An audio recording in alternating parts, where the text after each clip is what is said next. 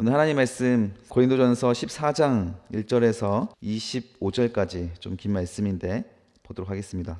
사랑을 추구하며 신령한 것들을 사모하되 특별히 예언을 하려고 하라. 방언을 말하는 자는 사람에게 하지 아니하고 하나님께 하나니 이는 알아듣는 자가 없고 영으로 비밀을 말함이라. 그러나 예언하는 자는 사람에게 말하여 덕을 세우며 권면하며 위로하는 것이요 방언을 말하는 자는 자기의 덕을 세우고 예언하는 자는 교회의 덕을 세우나니 나는 너희가 다 방언 말하기를 원하나 특별히 예언하기를 원하노라. 만일 방언을 말하는 자가 통역하여 교회의 덕을 세우지 아니하면 예언하는 자만 못하니라. 그런즉 형제들아 내가 너희에게 나아가서 방언으로 말하고 계시나 지식으로 예언이나 가르치는 것으로 말하지 아니하면 너희에게 무엇이 유익하리요? 호필이나 검은 거와 같이 생명 없는 것이 소리를 낼 때에 그 음의 분별을 나타내지 아니하면 피리 부는 것이 검은 고 타는 것인지 어떻게 알게 되리요? 만일 나팔이 분명하지 못한 소리를 내면 누가 전투를 준비하리요? 이와 같이 너희도 혀로서 알아듣기 쉬운 말을 하지 아니하면 그 말하는 것을 어찌 알리요? 이는 허공에다 말하는 것이니라. 이같이 세상에 소리가 종류가 많으나 뜻없는 소리는 없나니 그러므로 내가 그 소리의 뜻을 알지 못하면 내가 말하는 자에게 외국인이 되고 말하는 자도 내게 외국인이 되리니 그러므로 너희도 영적인 것을 사모하는 자인즉 교회의 덕을 세우기 위하여 그것이 풍성하기를 구하라. 그러므로 방언을 말하는 자는 통역하기를 기도할지니 내가 만일 방언으로 기도하면 나의 영이 기도하거니와 나의 마음은 열매를 맺지 못하리라. 그러면 어떻게 할까? 내가 영으로 기도하고 또 마음으로 기도하며 내가 영으로 찬송하고 또 마음으로 찬송하리라. 그렇지 아니하면 내가 영으로 축복할 때에 알지 못하는 처지에 있는 자가 내가 무슨 말을 할지 알지 못하고 내 감사에 어찌 아멘하리요? 너는 감사를 잘하였으나 그러나 다른 사람은 덕 세움을 받지 못하리라. 내가 너희 모든 사람보다 방언을 더 말함으로 하나님께 감사하노라. 그러나 교회에서 내가 남을 가르치기 위하여 깨달은 마음으로 5마디 말을 하는 것이 1만마디 방언으로 말하는 것보다 나으니라. 형제들아 지혜에는 아이가 되지 말고 악에는 어린아이가 되라. 지혜에는 장성한 사람이 되라. 율법에 기록된 바 주께서 이르시되 내가 다른 방언을 말하는 자와 다른 입술로 이 백성에게 말할지라도 그들이 여전히 듣지 아니하리라 하였으니 그러므로 방언은 믿는 자들을 위하지 아니하고 믿지 아니하는 자들을 위하는 표적이나 예언은 믿지 않은 자들을 위하지 않고 믿는 자들을 위함이라. 그러므로 온 교회가 함께 모여 다 방언으로 말하면 알지 못하는 자들이나 믿지 아니한 자들이 들어와서 너희를 미쳤다 하지 아니하겠느냐. 그러나 다 예언을 하면 믿지 아니하는 자들이나 알지 못하는 자들이 들어와서 모든 사람에게 책망을 들으며 모든 사람에게 판단을 받고 그 마음에 숨은 일이 드러나게 되므로 엎드려 하나님께 경배하며 하나님이 참으로 너희 가운데 계신다 전파하리라. 아멘. 오늘 고린도전서 14장 말씀 방언에 대한 말씀이죠. 이 방언에 대한 말씀으로 우리 함께 하나님의 말씀 지혜에는 장성한 자가 되어야 복음이 전파됩니다. 지혜에는 장성한 자가 되어야 복음이 전파됩니다 라는 제목으로 제 말씀을 증거하도록 하겠습니다. 우리가 방언은 우리 한국 교회에서도 많이 사용을 하고 있는 이런 은사 중에 하나이죠. 그런데 이 앞에 우리가 13장에서는 사랑장을 통해서 방언에 대해서 공부를 했는데 그 사랑장에 대해서 사랑에 대해서 이야기를 나눴는데 이 사랑에 대한 이야기 전에 12장 마지막 부분에 방언이 등장했었습니다. 바울이 지금 고린도 교회에 있었던 은사를 설명하면서 여러 가지 은사가 종류가 있고 다 성령으로부터 났던 하나의 은사다라고 하는 부분들을 설명을 하면서 갑자기 13장이 샌드위치처럼 끼어서 사랑으로 등장을 합니다. 그리고 나서 다시 14장에 방언 이야기를 하죠. 은사와 은사 사이에 사랑이 있고 그 사랑 다음에 또 방언의 이야기가 나오는 거예요. 무엇을 말하고 싶은지 알겠죠? 방언에 대한 이야기를 하기 전에 먼저 사랑 이야기를 하고 나서 다시 방언에 대한 이야기를 하는 것은 이 방언이 시끄러운 소리나 어떤 분별 없는 소리나 또 배려 없는 기도가 되지 않게 하기 위하여서 먼저 사랑에 대해서 언급을 하고 나서 이 방언을 이야기를 시작을 한다라는 겁니다. 이 방언에 대해서는 교단마다 해석하는 게 다르고 사람마다 받아들이는 것도 다릅니다.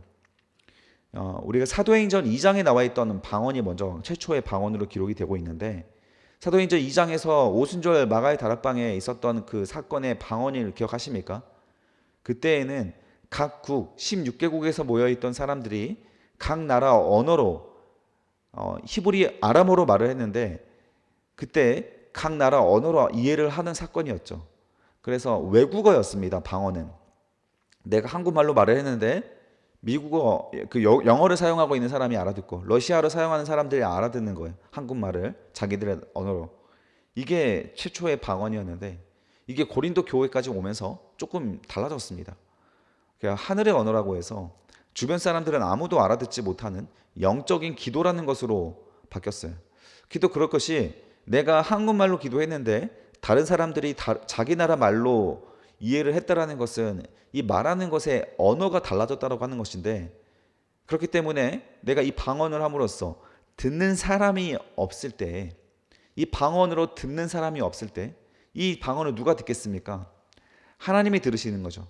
그래서 하나님의 언어가 하늘의 언어가 된다라는 거예요. 따라서 이 방언이라고 하는 것 속성 자체가 다른 사람들이 이해를 못하는 언어를 우리가 하고 있다면 영적인 기도를 하고 있다는 것이기 때문에 다른 사람에게 유익이 될 게 아무것도 없다라는 거예요. 그런데 우리 한국 교회에서 이 방언을 너무 잘못 사용해 왔습니다. 영적인 신비로 사용해야 하기 때문에 게다가 순복음 교단에서는 이 방언을 안 받으면 성령을 안 받은 사람, 구원이 없는 사람까지도 치부하기 이르렀습니다. 지금도 그런 말을 하고 있는 거고. 그러나 이 방언은 여러 가지 은사 중에 단 하나의 은사일 뿐인 것이고 가장 중요한 것은 사랑의 은사라 지난 시간에 살펴봤지 않습니까? 방언이 자꾸 우리를 황홀경에 빠지게 만들고 기도를 길게 하게 만들기 때문에 자꾸 뭔가 된 것처럼 영적으로 어떤 수준이 올라간 것처럼 우리를 착각하게 만든다라는 거예요. 그래서 방언하시는 분들이 굉장히 교만하신 분들이 많았고 방언하시는 분들 중에서 뭔가 영적인 기능들을 더 잘하는 사람으로 치부하기에 이르렀습니다. 우리 한국교회의 정말 잘못된 전통 중에 하나죠. 한국인들은 약간 유교 사상과 샤머니즘에 약간 영향을 받았기 때문에 조금 우리가 독특하고 신령해 보이는 어떤 행위들이 있으면 다 거기에 빨려 들어갔습니다. 이 방언이라고 하는 것이 혀가 꼬이고 이렇게 무서운 말처럼 들렸기 때문에 이 귀신들이 그 무서운 말을 듣고 다 도망갔다고 생각을 하는 거예요. 그러나 성경에서 방언으로 귀신을 쫓아냈다는 말은 단 한마디도 없습니다. 그런데 심지어는 귀신을 쫓아낼 때도 방언을 사용하시는 경우가 있어요. 예수님께서 귀신을 쫓아낼 때, 바울이 귀신을 쫓아낼 때 어떻게 쫓아냅니까? 주 예수 그리스도의 이름 명하노니 떠나가라. 이 한마디면 떠나갔죠. 그런데 이걸 방언을 하면서 영적인 어떤 신령한 사람들의 주문처럼 사용을 하기 시작했다는 거예요.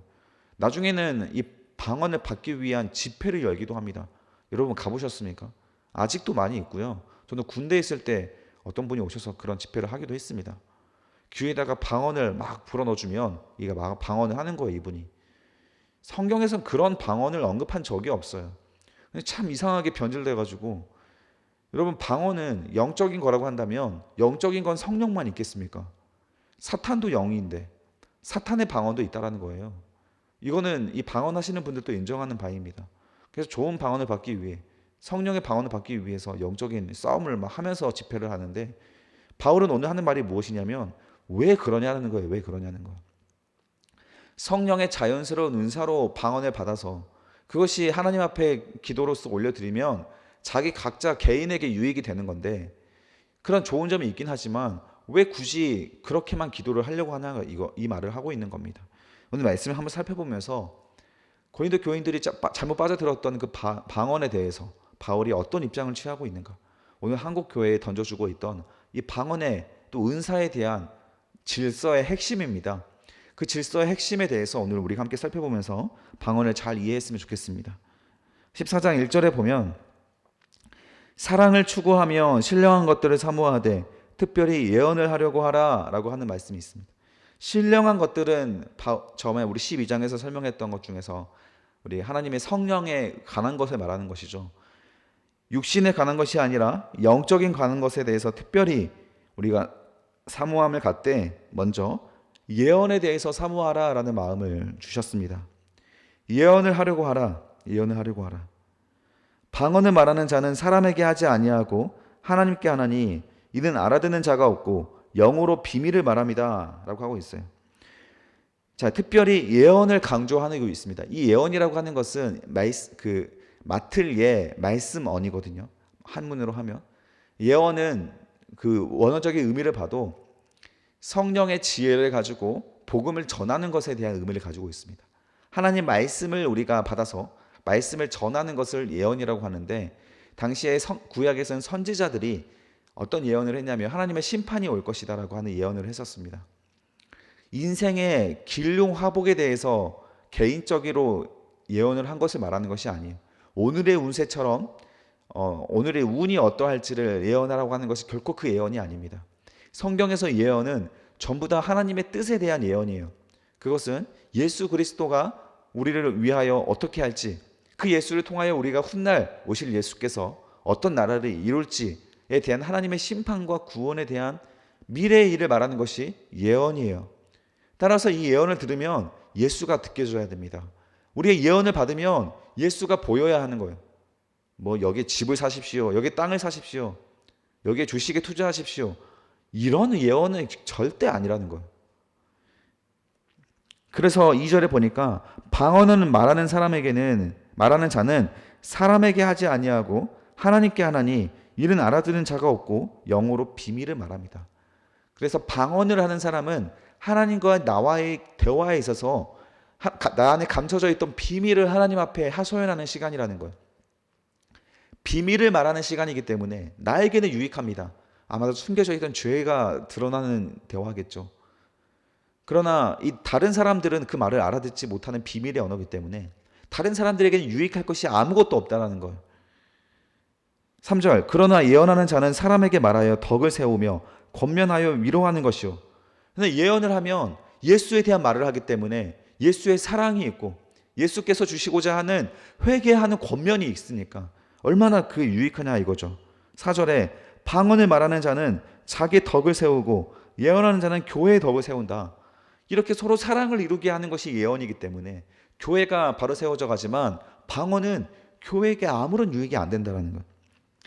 그래서 5절, 나는 너희가 방언 말하기를 원하나 특별히 예언하기를 원한다.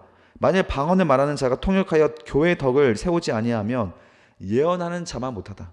그래서 방언이라고 하는 은사는 여러 성령의 은사 중에서 가장 밑바닥의 은사입니다. 왜냐하면 다른 은사들은 전부 다 타인과 관련되어 있는 은사거든요. 그러나 이 방언의 은사는 자기 자신을 위한 은사입니다. 개인적인 은사이기 때문에 모든 은사 중에 가장 급이 낮는 은사예요. 근데 자꾸 이 방언의 은사를 구하려고 하는 것은 쓸데없는 일이다, 이렇게까지도 말할 수도 있는 것이죠. 6절에 그런즉 형제들아 내가 너희에게 나아가서 방언으로 말하고 계시나 지식이나 예언이나 가르치는 것으로 말하지 아니하면 너희에게 무슨 유익이 있으리요. 그래서 방언을 구하는 그 전에 바울이 12장 마지막 부분에 더욱 큰 은사를 사모해라 라고 하는 말을 하면서 사랑장을 말하고 그 다음에 방언이 얘기 나오는 것은 방언처럼 급이 낮은 것을 너희가 받고 서로 자랑하지 말라는 거예요. 가장 급이 낮은 걸 받았으니까요. 여러분, 가장 값싸고 못난 것을 받겠습니까? 가장 좋은 것을 받고 싶습니까? 너무 신령한 것에 샤머니즘적에 빠져들지 마십시오.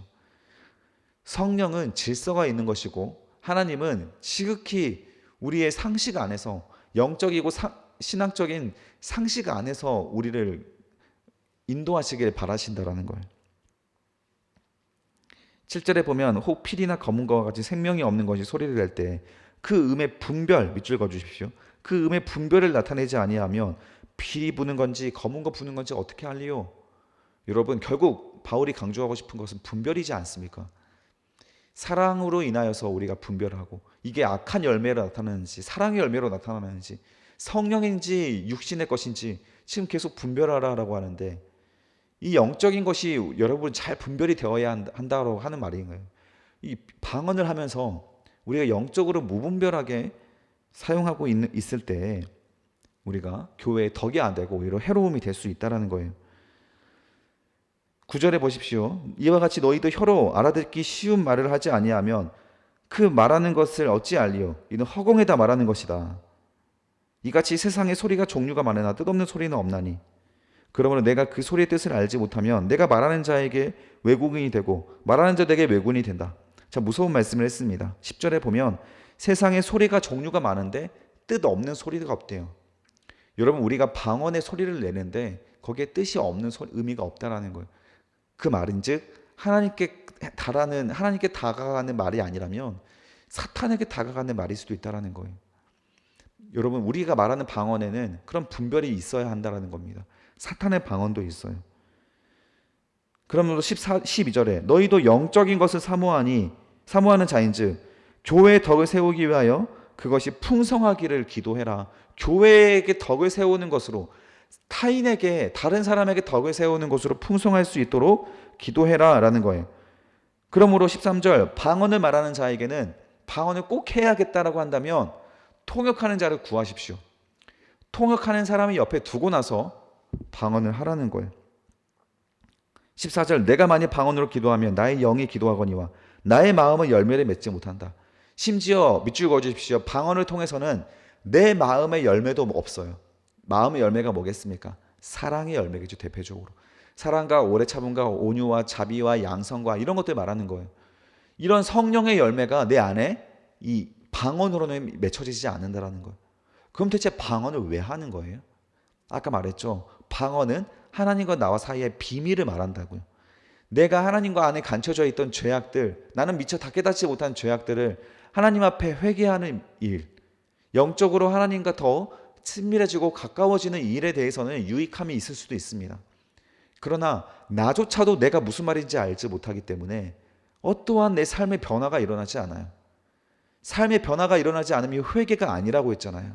그게 무슨 유익이 있는 겁니까? 그래서 방언은 굳이 하지 않아도 됩니다. 나에게도 그렇게 열매가 없고 다른 사람에게도 열매가 없고, 근데 성령께서 그냥 자연스럽게 은사로 주시는 분들이 있어요. 그런 분들은 방언해도 괜찮다라는 거예요. 괜찮다라는 거. 그래서 굳이 얻으려고 구하지 말라라는 겁니다. 자연스러운 거니까. 바울은 방언으로 찬양도 했습니다. 찬양도 했다는 거.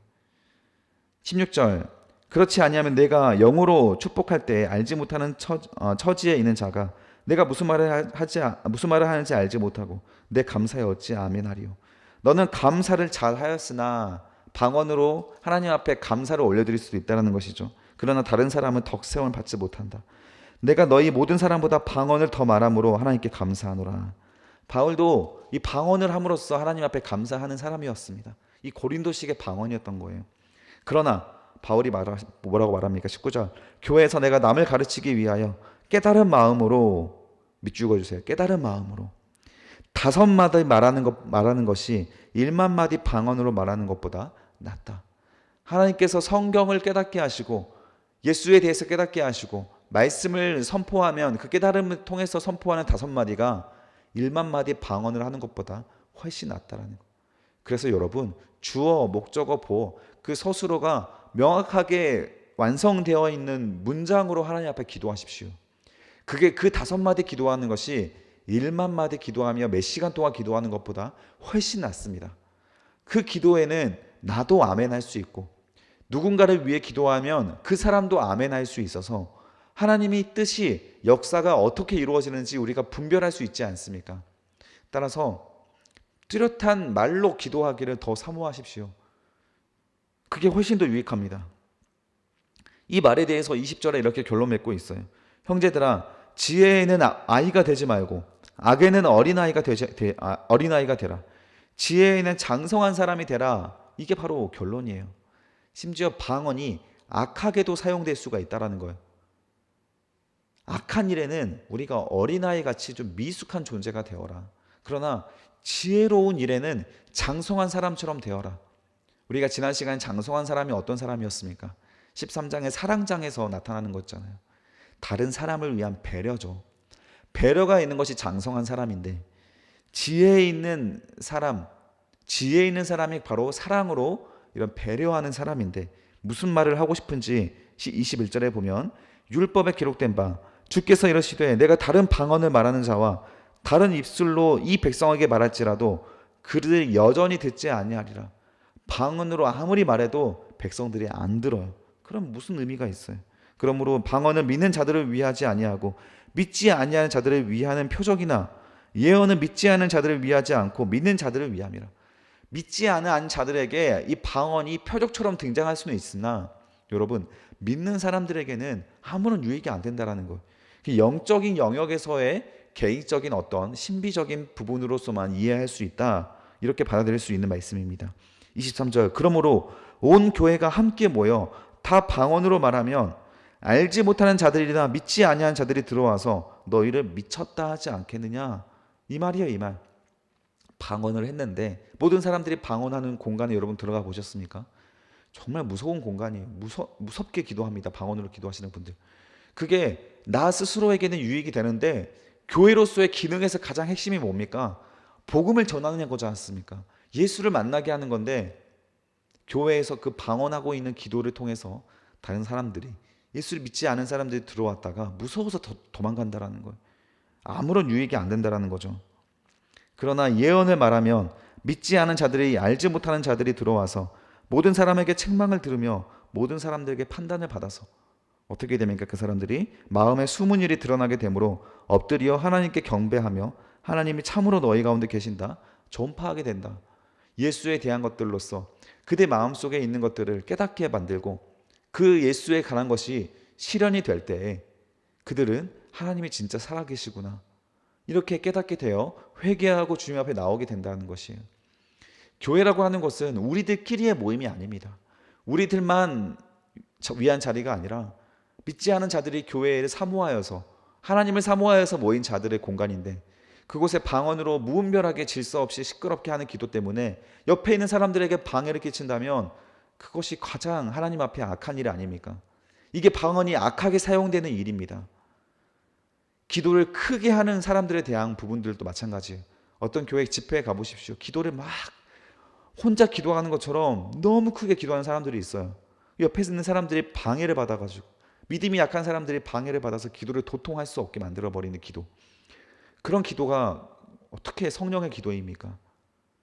기도라고 하는 것은, 하나님의 것은 무조건 배려예요. 배려. 조용히 기도하십시오. 통성기도 때도 간절히 기도할 수 있지만 시끄럽지 않게 기도할 수 있습니다. 막 악을 쓰면서 기도할 필요가 뭐가 있어요? 악을 쓰면서 기도하고 싶으면 혼자 기도하십시오. 골방에 들어가서 기도하시면 됩니다. 다 같이 있는 공간에서는 배려함으로 기도하는 것, 이게 성령의 아름다운 열매가 아니에요. 제가 한 성령이 충만한 교회 가보고 싶어서 한 교회 갔었습니다. 그 교회 갔더니 교회에서 통성기도 시간인데 기도 소리가 잘 안 들리는 거예요. 웅웅한 소리가 들리긴 하지만 도대체 기도를 안 하나 해서 옆에 봤더니 사람들이 전부 다 눈물을 흘리면서 기도하고 있습니다. 소리를 속으로 묵혀가면서 기도해. 그 누구보다 간절히 기도하지만 옆에 있는 사람에게 방해하지 않기 위해서 조용히 기도합니다. 이게 진짜 통성기도가 아닌가 싶어요.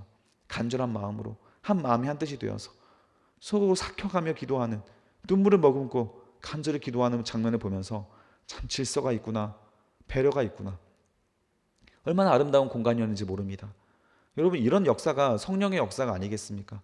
성령의 역사가 다 이렇다라고 규정을 지을 필요는 없지만 기본적으로 성령은 배려라는 거예요. 지혜에 있어서는 장성한 사람처럼, 어린아이처럼 하지 말고 장성한 사람처럼 해라. 그리고 악한 일에 대해서는 오히려 어린아이처럼 좀 미숙해라 라고 하는 거예요.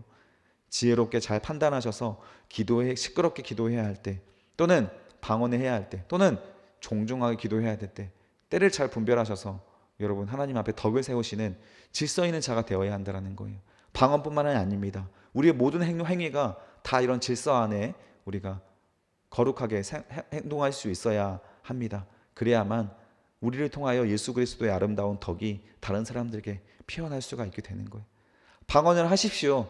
하지 말라는 얘기가 아닌데 그 마음속에 하나님과 친밀하게 되는 그 방언의 은혜를 누리십시오. 그러나 질서 있게 하십시오. 이게 사탄의 것인지 하나님의 것인지를 잘 분별하셔야 되는데, 사탄의 것은 시끄럽습니다. 그래, 사탄의 것들도 나를 이렇게 다른 사람들에게 과시하기 위한 방언을 하게 한다면 다 사탄의 거예요. 성령은 절대 과시하게 하지 않습니다. 자꾸 자기 드러내려고 방언으로 다른 사람 눈에서 방언으로 찬양하시는 분들이 있어요. 다 사탄의 것일 수 있습니다. 사탄은 하나님과 우리와의, 다른 사람들이 하나님께 다가가는 걸 방해하기 때문에 그렇습니다. 우리의 통성기도로, 우리의 방언으로 사탄에게 유익하게 만들지 마십시오. 질서 있게 성령의 것으로 행동하시길 바랍니다.